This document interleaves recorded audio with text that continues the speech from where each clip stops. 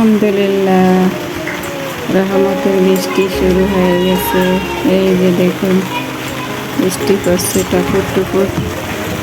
অনেক দিন পর বৃষ্টি হচ্ছে, ভালোই লাগছে। এই যে রহমতের ফোঁটা।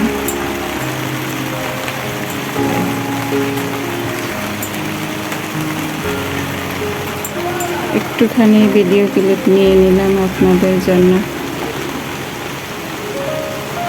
কোন কোন জেলায় বৃষ্টি হচ্ছে অবশ্যই কমেন্টে জানাবেন।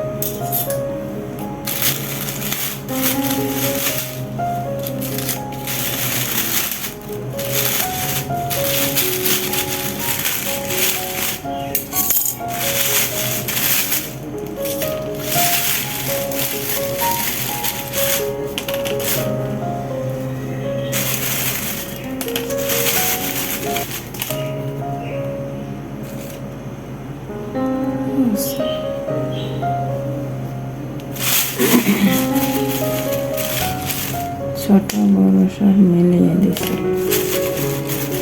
6 কেজি আলু মাত্র 100 টাকা। তারপরেও আমাদের মতো কিছু মানুষের শুকরিয়া নেই। এই দিনে কিন্তু আলুর কেজি ছিল 40 টাকা, 80 টাকা, 70 টাকা, 60 টাকা এরকম। এত বছর পরে সব কিছুর দাম কিন্তু অনেকটা সস্তা এবং সুবিধা সব দিক থেকে। তারপরও মানুষের শুকরিয়া নেই।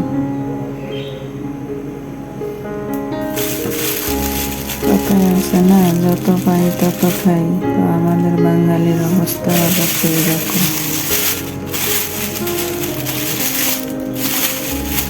আলুগুলো রাত্রে আনা হয়েছে 6 কেজি 100 টাকা।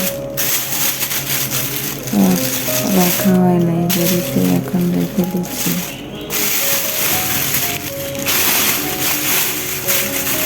বড় আলুর থেকে কিন্তু ছোট আলু ভালো। বড় আলু বেশিরভাগই নষ্ট থাকে ভিতরে। বড় ছোট মিলিয়ে দিয়েছি।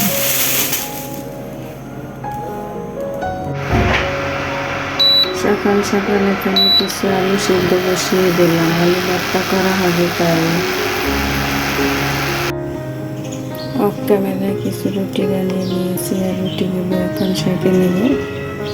তাওয়াটা অলরেডি দিয়ে দিয়েছি, আর গরমও হয়ে গেছে। তো গৃহিণীদের দেখুন একা হাতে কত কাজ করতে হয়, তাই না? সকাল সকাল একটা ঝামেলা নাস্তার তৈরি করা।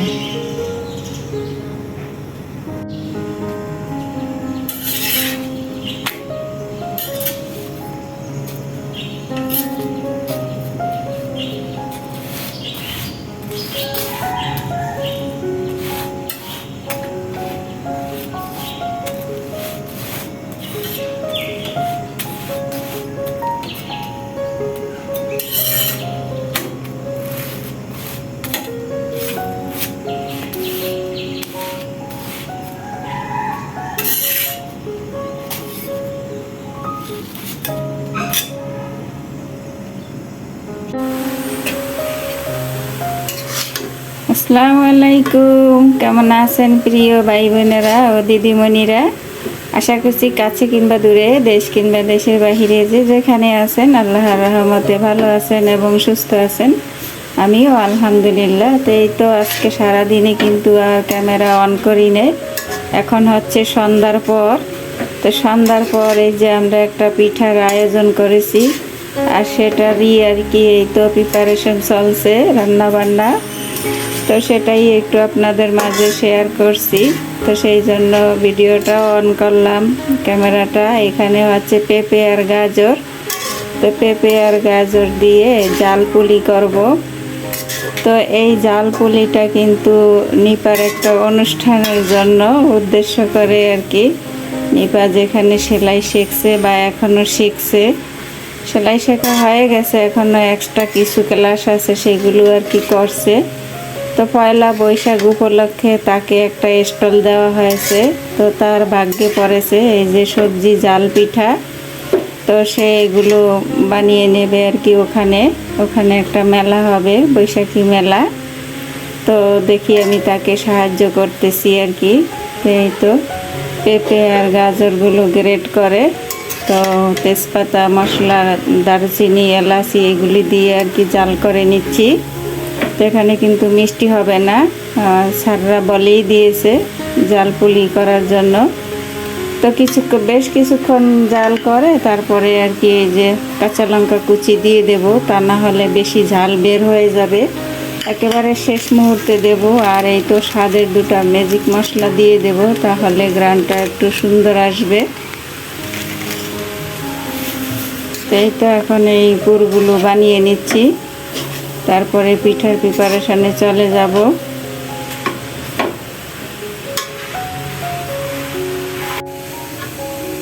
এই যে অফ ক্যামেরায় কাঁচা লঙ্কা আর ম্যাজিক মশলা দেওয়া হয়ে গেছে, আর অলরেডি পুরটাও রেডি হয়ে গেছে। এখন চুলাটা অফ করে দেব। পুর অলরেডি হয়ে গেছে, এখন নামিয়ে নেব। নামিয়ে একটু ঠান্ডা করে নেব।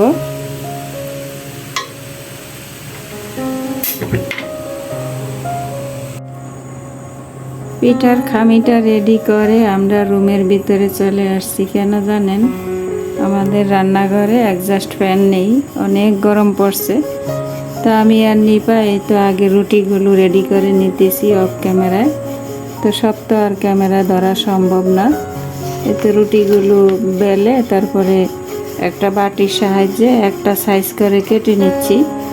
তারপরে পিঠাগুলো বানাতে সুবিধা হবে, একই সাইজের হবে বা তাড়াতাড়ি করে বানানো যাবে, যেহেতু অনেকগুলো পিঠা বানাতে হবে। তো এই তো নিপা রুটি বানাচ্ছে, আর এই যে বেশ কিছু রুটি কাটা হয়ে গেছে। এখন আমি অফ ক্যামেরায় পিঠাগুলো এই যে আজকে কিন্তু ওই যে সাজের সাহায্যে কাটবো আর পিঠার যে সাজ আছে, কেনা সাজ, তাহলে পিঠাগুলো এক সাইজের হবে। হাতে বানাতে গেলে দেখা যাবে কি একটা ছোট একটা বড়, যেহেতু সবাই টাকা দিয়ে কিনে খাবে, কেউ যেন ঠকে না যায়, সেজন্য আমি আজকে এই কিনা সাজ দিয়ে পিঠাগুলো তৈরি করে নেব। তো এটা তো আমার সব আপুরাই পারে। তো আপুরা, ভাইয়ারা, দিদিমণিরা যে যেখানে বসে আমার এই ভিডিওটি দেখছেন, তো প্লিজ দেখার শুরুতেই একটা লাইক দিয়ে পুরো ভিডিওটা দেখে নেবেন। সবাই সবাইয়ের পাশে থাকবেন, সবাই সবাইকে সাপোর্ট করবেন। এই তো আমি একটা পিঠা এভাবে সাজের মধ্যে নিয়ে তারপরে পরিমাণ মতো পুর দিয়ে তারপরে একটা চাপ দিলেই তো হয়ে যাবে পুলি পিঠা। তো এভাবে জাল পুলি আর কি আমরা বানাচ্ছি, যেহেতু ওকে ওখান থেকে সিলেক্ট করে দিয়েছে জাল পুরির জন্য। এটা কারো মন মতো কিন্তু করা যাবে না, স্যাররা যে যাকে যেটা সিলেক্ট করে দিয়েছে সেটাই করতে হবে আর সেটাই নিতে হবে।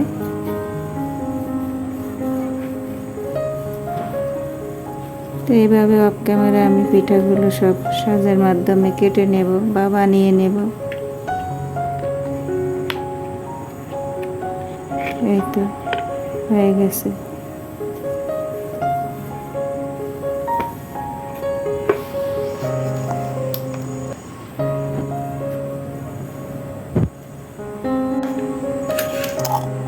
এই তো আমি এক থালা পিঠা বানিয়ে নিয়েছি, আর পিঠাগুলো কিন্তু এখন তেলে ভাজবো না। কেন জানেন?